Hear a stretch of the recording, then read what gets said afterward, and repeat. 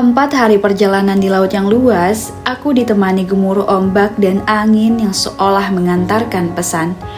Di ujung perjalanan ini, kau akan menemukan sebuah rumah baru, tempat jiwa-jiwa sederhana menyimpan kekayaan tak kasat mata.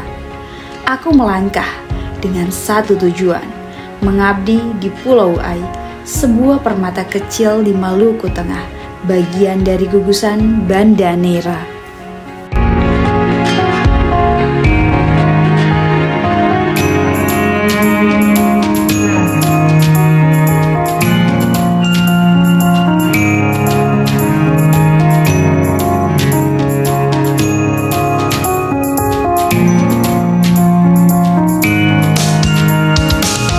Pulau Ai bukan sekedar tempat, tetapi pelukan hangat yang membawaku pada kehidupan yang berbeda.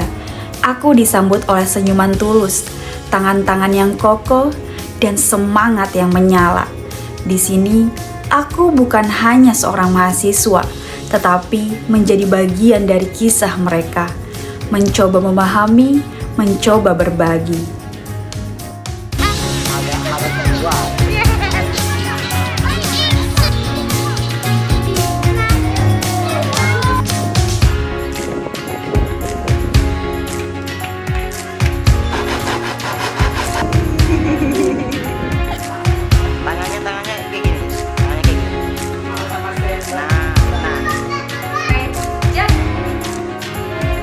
Setiap pagi, aku melangkah ke sekolah dengan rasa syukur. Di MA Sairun, sekolah menengah atas pertama di Pulau Ai yang baru beroperasi sejak tahun 2022. Aku melihat tantangan yang sangat besar. Jumlah tenaga guru yang masih terbatas membuatku ingin berkontribusi lebih. Aku ingin memberikan yang terbaik, bukan hanya untuk membantu mereka belajar, tetapi juga agar mereka percaya bahwa meskipun berada di pulau kecil, mimpi besar tetap bisa tercapai. Wabarakatan fi rizqi, wa taubatan qabla al-maut, wa rahmatan indal maut, wa maghfiratan ba'dal maut.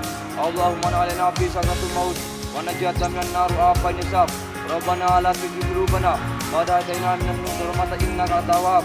Rabbi yassir wa la tu'assir, wa tamlim lana min qablil khair, wa ya khairan nasirin bi rahmatika ya arhamar rahimin. Sallallahu ala sayyidina Muhammadin nabi ummi wa ala alihi wa sahbihi wa barik wa sallim. Subhana rabbika rabbil izzati amma yasifun, salamun walhamdulillahi rabbil alamin. Amin.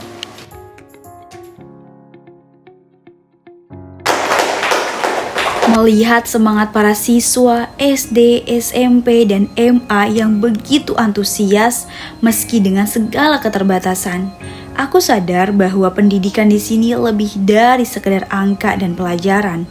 Ini tentang harapan, tentang membuka pintu masa depan yang lebih cerah.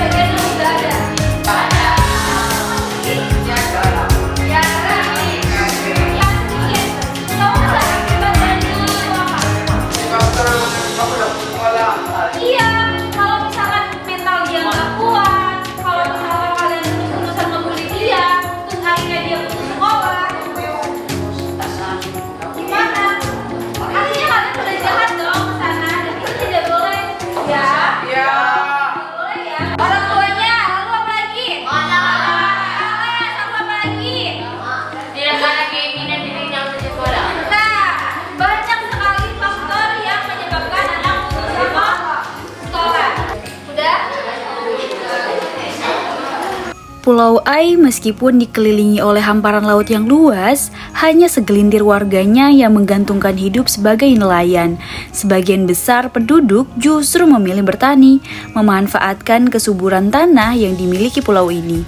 Uniknya, meskipun Pulau Ai tidak memiliki sumber mata air, lahan-lahannya tetap mampu menyokong kehidupan pertanian yang menjadi tumpuan utama perekonomian masyarakat.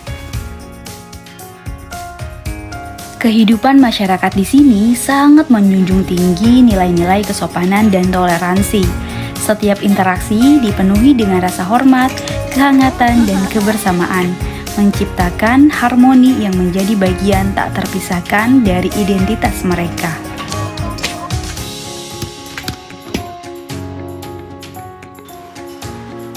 Kita suge. Tiap hari kalau jualan ini sudah tahun. 3 tahun. Sudah 20 tahun lebih. Di sini, makanan lokal menjadi bagian penting dari kehidupan sehari-hari. Setiap hidangan tidak hanya menawarkan cita rasa, tetapi juga cerita. Dan inilah yang menjadi potensi besar bagi pengembangan UMKM lokal. Kita mau buat kue dari jagung.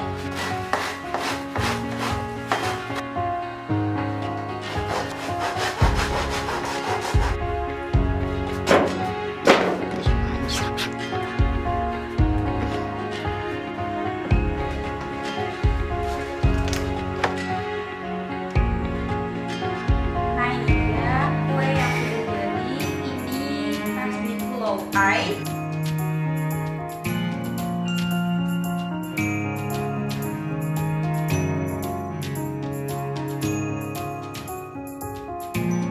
Di Pulau Ai, tersembunyi banyak potongan surga kecil yang menanti untuk ditemukan. Aku mencoba menelusuri setiap sudutnya, mencari keindahan yang tersembunyi dan keberagaman yang tak terhitung.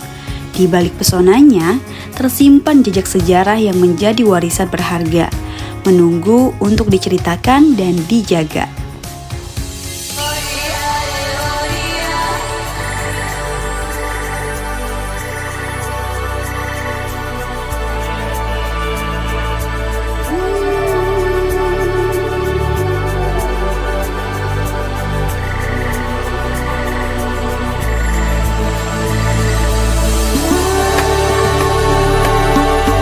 Ini unik banget sih. Ada batu yang bentuknya itu kayak bel. Terus di bawahnya itu dia nggak ada penahan. Jadi dia memang apa ya? Seperti berdiri sendiri gitu. Dan hanya dia keren banget. Pulau Ai.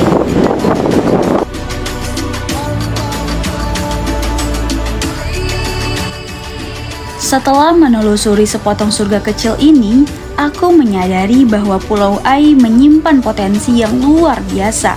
Bukan hanya keindahan alamnya yang memukau, tetapi juga kekayaan budaya dan sejarah yang terukir di dalam setiap sudutnya.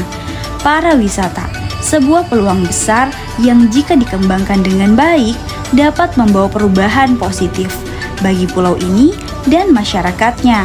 Bersama mereka, aku merangkai mimpi baru. Kami membentuk Pok Darwis, sebuah kelompok yang lahir dari cinta pada tanah kelahiran.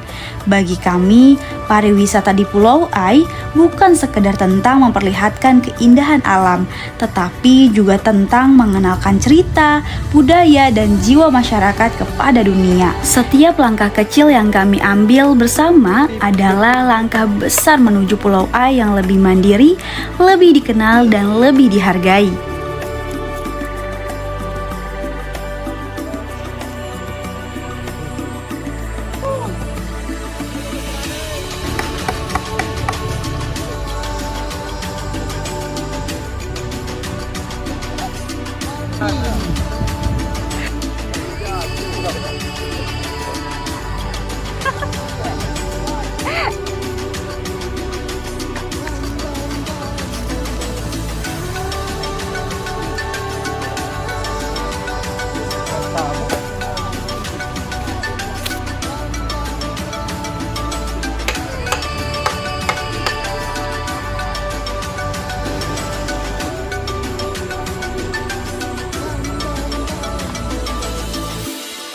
Jadi aku lagi pembersihan sampah.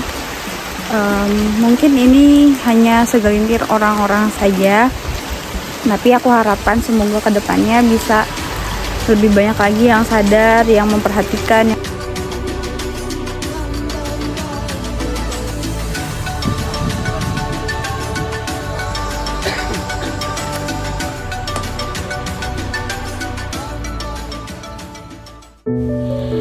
Kurang dari 40 hari mungkin terasa singkat, dan rasanya masih sedikit yang bisa kuberikan dan dedikasikan untuk negeri ini, terutama dalam upaya membangunnya. Namun, kini tibalah saat yang dinanti, menyampaikan hasil program kerjaku kepada tokoh-tokoh masyarakat dan pihak-pihak terkait di Pulau Ai, sekaligus mendeklarasikan terbentuknya Pok Darwis. Aku menempuh perjalanan jauh dari Banten ke Maluku Tengah, menjalani Kukerta Mandiri di desa Pulau Ai dengan niat tulus untuk mengabdi. Tapi di sini aku menemukan lebih dari sekedar tempat mengabdi. Aku menemukan rumah dan keluarga baru. Terima kasih Pulau Ai atas segala pengalaman, pelajaran, dan kehangatan yang telah diberikan. Kelak, aku akan kembali menyaksikan Pulau Ai bertransformasi dengan keindahan dan perubahan yang menakjubkan.